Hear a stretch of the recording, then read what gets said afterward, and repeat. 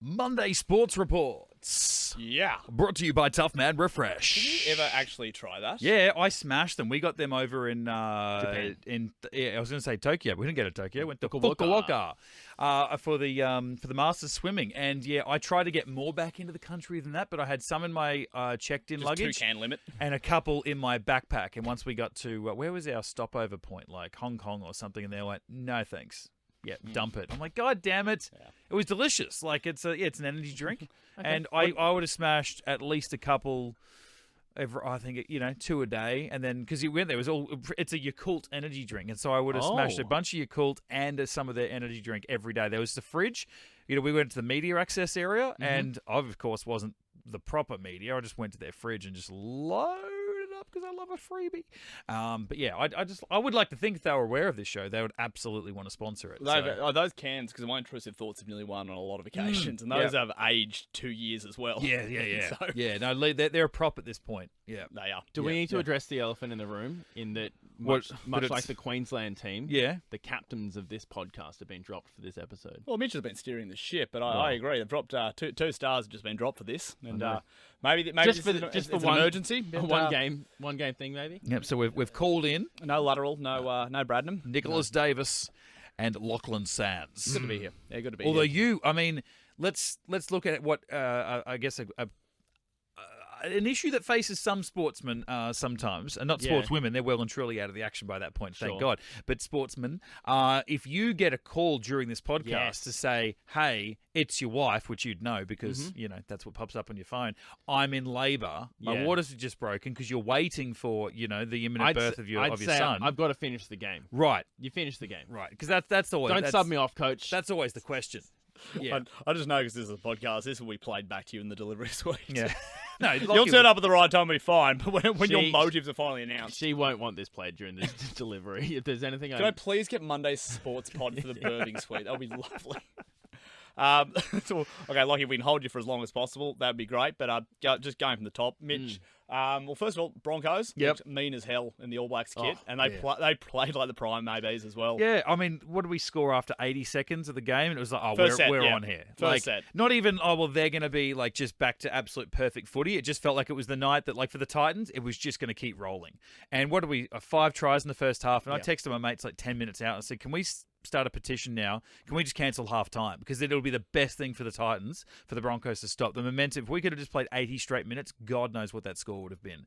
But we needed it. I know, I would say only the Titans, like, they put, a bit of a... They've hurt us. As we've said leading up to this fixture was always going to be a danger game, especially when they are smashed. Yeah.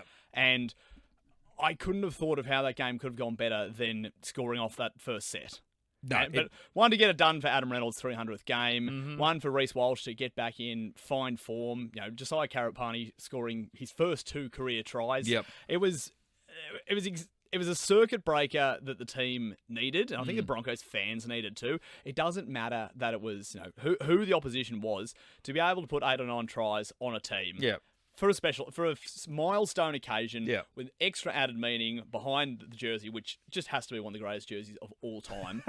That was what was needed, and I'm very happy. It's just relief, wasn't it? It was just relief, and we needed that. Like, it wasn't like we just did enough to win. We did play very well, but at the same time, I think if you're a Broncos fan, you're like, oh, no, we're back. We're back. It's like, just, calm your brain. And I haven't heard that from anyone. It's just relief that it happened, and more about the fact that it was a great celebration for Adam Reynolds. Like, I was talking to Sammy Thaiday before the game. He said, this didn't work out well for me. He said, my 300th was in Townsville against the Cowboys. Yeah. Didn't go so well for him. And he listed off a bunch of other players, even in just the 300 club. He said, milestones don't tend to go, like, the majority of them do not go the way of the player celebrating, and that's what made me so happy yesterday with the Raiders. Josh Papali'i playing his 319th, but it made him the most capped Raider of all time. And it's like, okay, they're going up against the Rabbitohs, who, if they turn it on, mate, they were going to win that game. And it was close at halftime, and they blew them out of the water. And I missed the second half, and I got Raiders fans, mates of mine, and they texted me and they said, "Oh, Big Papa!" Yeah. I'm like, "What's going on?" 2 tries in 3 minutes, and then a goal to seal it. Like, it's magic. Ricky's crying. Like, it's just, that's the magic you watch in a movie, and you go, that's some cliche bullshit. And It happened in front of a home crowd too. Like, amazing. So that's what Saturday was more about, I think, was Renault. Thank God we got it done for him and for the fact that we made a big deal about these jerseys. And when we announced them, it was probably like the week after the Bulldogs game. And then over the next 4 to 5 weeks, as the Broncos struggled, here we are talking about mental health issues. And it's like, man, the players are getting slammed online. And if they're not copping enough shit for themselves to be going through some demon, like between the coach and the players hate each other and they hate the coach. And it's like, how ironic is it that the week that we're wearing this is at the end of the worst run we've had in a couple of years? It popped up at the right time. We needed it. We needed that the other night. And plus, I don't know if you picked it up. Sorry, Lockie. That's fine. See, I don't know if you popped up Reece Walsh's fingernail celebration as well. Straight to. And I love how the players know exactly where the cameras are. Yeah. But that's what was that? Oh, that was him throwing back at, and I'll probably misname journos here, the Dean Richies and stuff of the world who always go him about his fingernails, which is just a thing he does just because he's a girl dad. Yeah. And his daughter paints his nails with him. God forbid. And it's exactly right. God forbid a man fathers his child. Yeah. And anyway, I once spent a Boxing Day test match watching my niece paint my toenails because I'm like, if that's what you want to do, I'm watching cricket. This is how you do it, isn't it? Because you see the very average, low IQ criticism that comes of the team. It's never tactical stuff. It's very, Pat Carrigan's got long hair. Reece paints his fingernails. That's not how footy should be played. These guys need to focus. I'm like, that has nothing to do with anything. It's just that very easy stuff. So for Reece to throw that up, I absolutely loved. Yeah. My TikTok feed, not lots of NRL content. It's been a lot over the last weekend. Yeah. Obviously, Ricky Stewart crying, watching old mate, because I know his name. I mean, we can give you time if you want to sit here and until you think of it. No, that's fine. Welcome back. Lockie is still trying to work out the name of the Canberra player. Hang on, it is. You don't come to me for rugby league stuff on this show. That's not my role. Interesting, and you waded so deep into these waters. No. You had to name a player. You put your hand up in fairness 3 minutes ago, and then Nick and I, the two worst people you could ask for to wait to finish our points before you were allowed to talk. No, that's fair. There's at least 4 other people on this sports podcast who know what they're talking about when it comes to rugby league, so I feel like I don't need to be the 5th. Anyway, I wasn't actually bringing that up for that point. My feed has been inundated with rugby league content. Mostly Katoni Stagg highlights from his All Blacks debut against Argentina. Good. And Reece Walsh scores a double in his All Blacks debut against Argentina too. Yep. So, it was very all. I don't know what I expected because when they first debuted the jerseys on their socials like 4 or 5 weeks ago, like obviously everything's black. Yeah. And they showed the back. Here's black because that's usually where the star is. There's a sponsor on the front. It's Kia. Everything's black. It's a bit of a shiny black, but it's still black. And yet when they ran out the other night to do warm-ups before the game and they got these big, bold, white numbers, I'm like, you forget about the logistics. I don't know about that because I was like, now we look like the All Blacks, whereas before that, it just looked like a really cool, slick black jersey. This interesting thing, when they announced these sorts of jerseys, obviously you're seeing the press shots, you're seeing the fact that these sponsors, and to their credit, sponsors have played their part in going, hey, we will also black out our logos as well, because there's nothing worse than a jersey being announced and then the sponsors going, nah, actually, we don't want to. We're going to keep our big logo on there. Yeah. And so you forget about the logistical nightmare, which is, the referees actually need to identify the numbers of the players, and there is a purpose that those numbers serve within a game. Yeah. And so you're then going, oh, yeah, we really do look like the All Blacks here. In saying that, like, it's so unanimous how much everyone loves these jerseys. Like, across, when they first, I mean, obviously it's a great initiative with the Black Dog Institute, but just immediately people from AFL, rugby union, football were jumping in saying, this is great. What a great looking jersey, but what a great idea. Like, no one was criticizing it. And, then they come out and they put on the best performance of the year, like as far as points go. Yeah. Oh, no, we put 50 on the Roosters, didn't we? But certainly in the last month and a bit of footy. And I had mates texting me saying, if we hit 50, and what do we get to 44? 44, and it was like, if we get to 50, we're never playing in another jersey. And I said it on the show today. I mean, I went home that night. I'm not taking this off, and I slept in it like a child coming home from his first ever live game at a stadium. I slept in my jersey. My wife, who was working an afternoon on Saturday, supposed to finish her shift at the hospital at 11. She called me at 10:30 as I'm leaving the stadium and said, "I've got to do a double." The person called in sick, so she gets home at 8 a.m. in the morning, and as I wake up to it, I'm like, no, I've got to get dressed. No, leave the jersey on. And what did I change into? It's like a Top Gun themed T-shirt, essentially. But what year did the Top Gun come out? 1986. What year was I born? 1986. What's the lead character of Top Gun? 1986. His last name's Mitchell. So the T-shirt just says Mitchell 1986. Yeah. So it looks like I'm just wearing a T-shirt about myself. The most personalised wardrobe.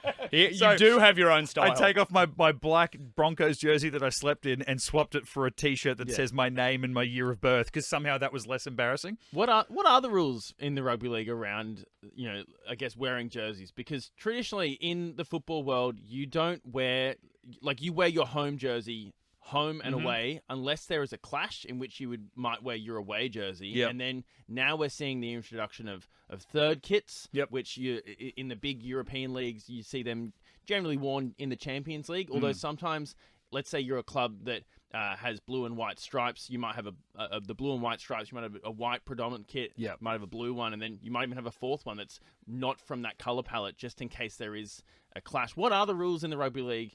And AFL as well, I guess, around clashes, because I know the AFL they like to just shove on white shorts. You guys have set the precedent in this world, and both other homegrown codes have sort of gone, you know what, we can make some money here. NRL tend to go more away team white, so that's why the Broncos have their sort of all white clash strip, and then it's more just rounds and stuff after that. Might have the city round, or in this case the mental health round, which again, sensational touch. And that's when I guess it comes if the Broncos say played the Dragons down at St George, their home ground, Dragons predominantly white, and ours, then I guess we would have to, but it even affected a 2006 grand final. We're playing against the Storm, purple. We're playing the Broncos. True. Back then, they had a lot more yellow in their jersey that year. But we had to play in our white away jersey, and we obviously won the premiership, and just something about that. I look at those photos and you look at 92, 93, maroon, 97, 98, maroon, 2000, maroon,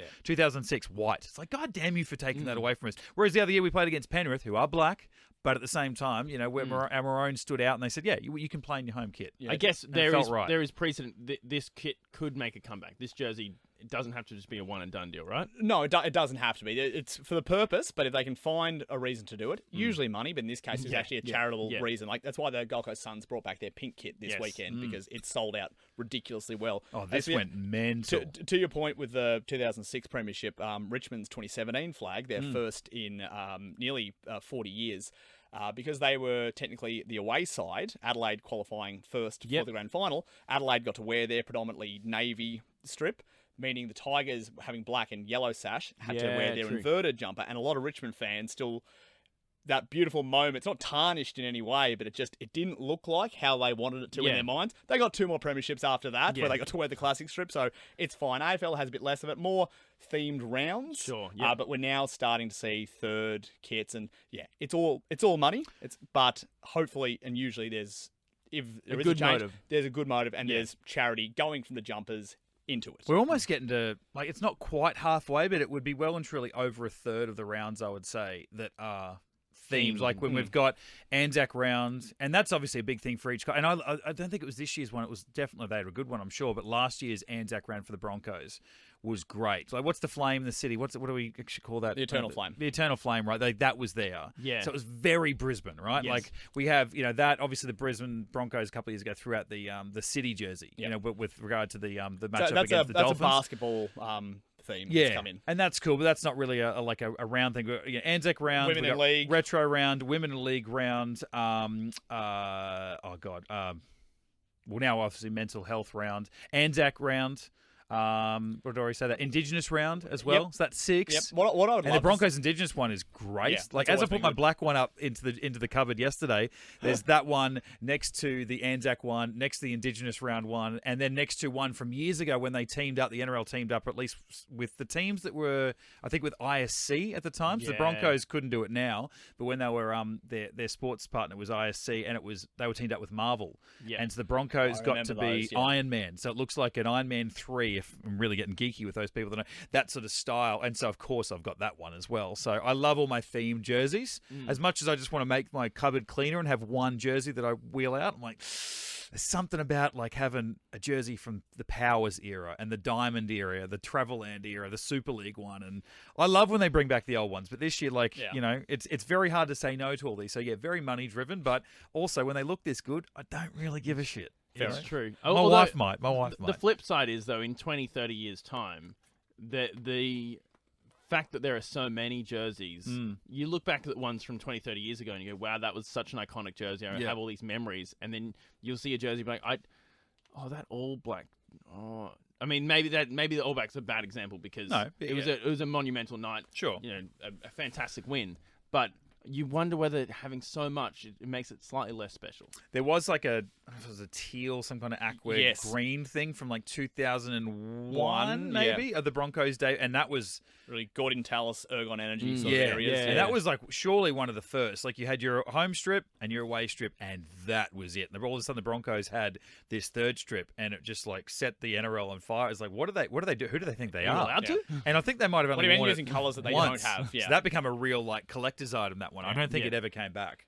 Look, actually, they brought it back this year for as a training kit. That's right. I saw one as I was leaving the stadium. I'm like, oh yeah, that's right. They these burst sales that they come out and they fly off the shelves. Yeah. You've got that many part of the Bronx Nation who will just whip these up instantly. So retro's huge at the moment in the NRL particular. I was talking to a lot of the NRL staff at Origin the other week, and they said it is huge. And Magic Round's great for it too, because everyone just comes in these old colours, and you will see these really unique jerseys that were worn once 27 years ago, and they get a flogging at Magic Round for 3 days. Well, there's a couple of guys who I've got to know through the sort of TikTok world, and it's Retro Rugby League and Boomfer Vintage. He's a Kiwi bloke. He does both Union and League, and they spend Magic Round for them is Christmas because they just go around and just talking to people about their jerseys. And it's so wholesome, especially seeing like someone's actual connection to a jumper. Oh, like you said, if you've got like the diamond jersey or from that era and it's yours and you remember it and you were there watching the players who wore it. I love people who can buy old retro ones, but if you were actually there for it, you can see like there's actual real like you wear it with more pride than just maybe the one that's the new release every single year. Now, we've been very sports adjacent for a while, so I'll just try and get us quickly back on track because I need to get Lockie full soccer wrap. It's got a lot to talk about there. Lions and Suns both went down over the weekend in the AFL. Very wet game in Adelaide. Oh, that was ridiculous in Adelaide, but it was one of those good for footy wins when Adelaide's up and about 50,000 at the Adelaide Oval. The Lions should have won that, and even Chris Fagan's big enough to say we should have won that. At one point, like when you compare it to the end score, at one point they showed and they said, look at this, and both teams had 8 goals and 8 behinds, and then the Lions finished with 8 goals, 14 behinds. Like from that point, they just missed opportunities. Adelaide took theirs. Yeah. Look, the Lions will do what they need to do before finals. They've now run every permutation through the last 6 years. They'll be okay. It's Adelaide's challenge to be able to win those later in the year. Back home this Saturday too, yeah? Yes. Yeah. The Gold Coast Suns went down, wearing the pink strip down at the Cattery, down your family heritage, Mitchell. G-Town. I would have liked to have seen them get up there, but no, they're challenging. Again, my goal is for the Suns. They will make finals this year. Their goal should be to have a home final. A home elimination final. They can finish 5th or 6th, should be their goal. Rugby Union, the 4th time in 4 years, the Queensland Reds have been knocked out in an elimination final over in New Zealand.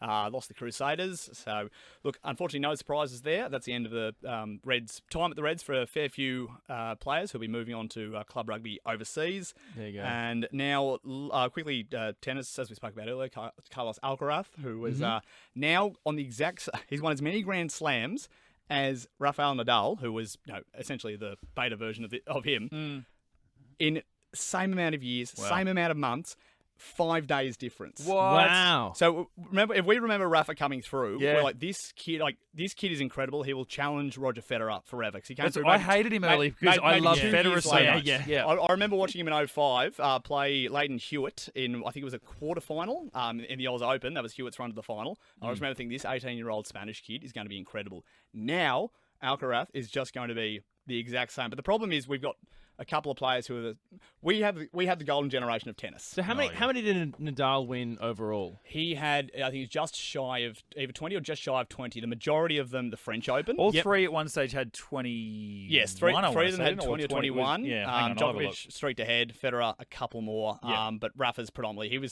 he'll always be the king of clay unless Alcaraz can knock him off. The problem is we have essentially the 2.0 versions of Djokovic and Federer and Nadal out there. So Jannik Sinner, who's I don't think very well liked at all, but he is the new Novak Djokovic. I know Djokovic is still around, but that we're just going to see the same thing over and over again. Just not our era, as we harp back on former eras. 22. Well, there we go. Finished with Nadal, and I'll still rate him probably second to Rafa in the modern era. And so what's Alcaraz on? He's already on 5.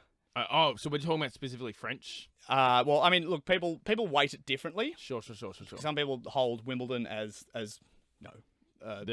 The cream of the crop. Absolutely, but all the strawberries and cream of the crop. Well done, well played. But to win that many French Opens is incredible. But now Alcaraz can do this on clay as well. But Lockie, let's get to the real main event here, because as we saw, the Socceroos all but qualified for the World Cup on Thursday night. That is the key. But please phrasing. Please explain the scenario which is before them, because it's not done yet, and it's actually a little bit more fraught with danger than I maybe first thought. Yeah, so at the moment, the Socceroos are one game away from qualifying for our 6th World Cup in a row, which is quite impressive. It's something that, for many soccer fans, for many football fans, it's a great thing to celebrate that many World Cups in a row. And this should have been the easiest we could have ever done it. Absolutely. This was our greatest chance to do it in not emphatic fashion, but there were more places open. Yeah, so basically, FIFA have expanded the number of teams that can qualify now for a World Cup, and what that means is that qualification does become easier.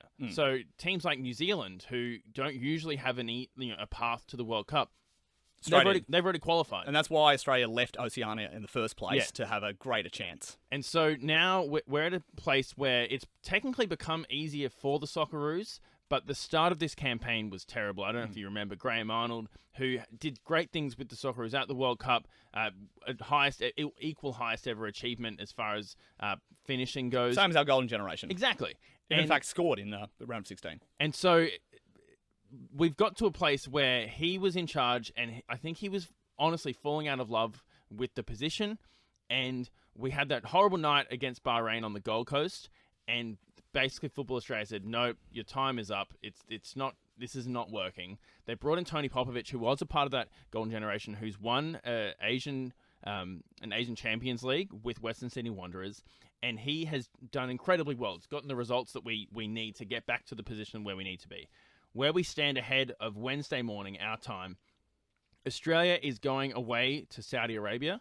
We have an 8+ goal difference against them. What that means is that if Saudi Arabia beat us 4-0, we go back on level goal difference. Right, we're -4, they're +4. And then, I guess if they beat us 5-0, they would then qualify for the World Cup. Okay, so there's no extra time, because this is not the sort of thing that requires extra time. It's just like a regular season game, and they kind of go, I guess, to goal difference, and then there's other kind of differentiators, but Australia just need to not lose 4-0 and we'll be fine. So there is another round of qualifying after this. Correct. Which Australia has gone through a couple of times before, but this would ensure direct qualification, because I expected Saudi Arabia and Japan to be the first two through, as they usually are, because we always seem to get drawn with them. They've fallen off this campaign. So what is the result that Australia needs? We just need to not lose 4-0. So 3-0 loss is fine. 2-0 loss is fine. 1-0 loss is fine. Draw, and then any Australia win, and we are through. Okay. So we've seen this before in these international ties, that a home nation can do pretty much whatever legally, and I say legally in inverted commas, to make the experience as humanly difficult as possible. A classic one is setting off fireworks at 2 a.m. outside the team hotel. It's what we used to see against Uruguay back in the day, pre-Gus Hiddink, when we had the 2001, 2005 against them. Just make it as uncomfortable as possible for the opposing nation to just get any form of rhythm. I think even, and this was unintentional, but a game against Japan where we played Japan in this campaign, the bus got held up. And so we actually only got 30 minutes to warm up as a team, which is not that's beautiful tacticianship, and that's pre-planning. So I imagine they'll do things like delay buses, stop them at customs, go for just anything to interrupt any kind of rhythm. Just to try and throw them off. I mean, Australia really, the way that Tony Popovich sets up, if you do take any interest and you are going to watch the game, it's not pretty. Like it's some of the ugliest football soccer that I've watched. I sat the other night with my pregnant wife on the couch going, honey, really, you don't need to. Just go to bed. This is not good for our future child. This is not interesting. Doesn't need to see this. This is not interesting to watch. And then we managed to score a goal in the 90th minute, as is Bajic, I guess middle right, just off the post. A great goal. But and a great name for a boy or a girl. Yeah, it is. But it was just boring to watch. It truly was. And I say that as one of the biggest fans of the sport and the Socceroos. It was truly not interesting, but it got the result. And that is the way that Tony likes to play. Okay. So expect that we are going to set up defensively and just essentially defend for 90 minutes. So you say, just don't watch the game, like I am with most of the teams I now support, because Yeah. I physically can't unless I actually have to be at the ground. Just don't watch the game, just wait for the result afterwards. What time will it be on? 4:15 in the morning. So most people... Okay, so we'll get the last bits on air when we're here. Yes. Great. On Thursday morning? We will know Thursday morning whether we have qualified for a World Cup. Beautiful. Again. Beautiful. Mitch, great. I know you completely zoned out of that, but No, not that's at all. understandable. No, I'm sitting there letting you, because otherwise I'd be just sort of parroting you, you know. Sure. So Thank you. yeah, Very nice. But also- it does work out well for us, and like even the French Open overnight, like the fact that wrapped up just before I started at 5 a.m. Yeah. Like, because I went to bed as it was starting, and I'm like, this could go. I said to Sarah, I'm like, this could go for 5 or 6 hours. I would hope that it goes for that long. Yeah. Just because I love that when tennis does go for a ridiculous amount of time. And rolling in here at 5, and I'm like, it just wrapped up. Like, I didn't have a long sleep, It's a good but I've feeling. slept overnight in the time that these two, like, behemoths are out there playing tennis. Yeah.